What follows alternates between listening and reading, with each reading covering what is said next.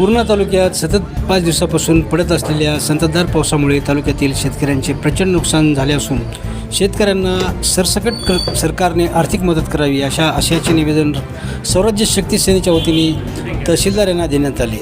निवेदनावर जिल्हाध्यक्ष महमूद तांबोळी, संगीता मोरे, जफर पठाण, गणपतराव सूर्यवंशी, गोविंद बलांडे विजयामध्ये आला होता। काय विषय होता? आज जे आसमानी संकट आला शेतकऱ्यावर, गोरगरिबावर, ढोरवासरावर, तेच आपली दुःखाची गोष्ट आहे।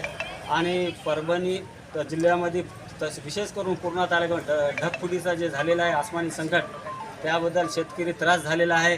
ढोरवासराला चारा नाही, पाणी नाही आणि प्रशासन थोडासा झोपलेला मला असं वाटते। तरी तलाठी हे ते लोक सगळे इकडे तिकडे फिरून आपलं काम घरी बसतात आणि गोरगरीब ढोरवासरं बनून तहसीलला येतात।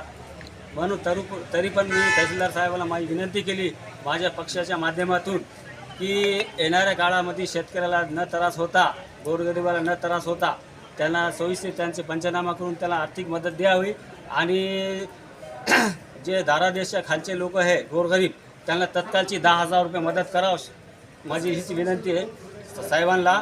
आणि माननीय जिल्हाधिकारी साहेबाला सुद्धा मी पक्षाचा जिल्हाध्यक्ष असल्यामुळं करुणा धनंजय मुंडे यांचा मी पक्षाचा जिल्हाध्यक्ष आहे, त्यांच्या मार्गदर्शनाखाली मी आज निवेदन दिलेलं आहे।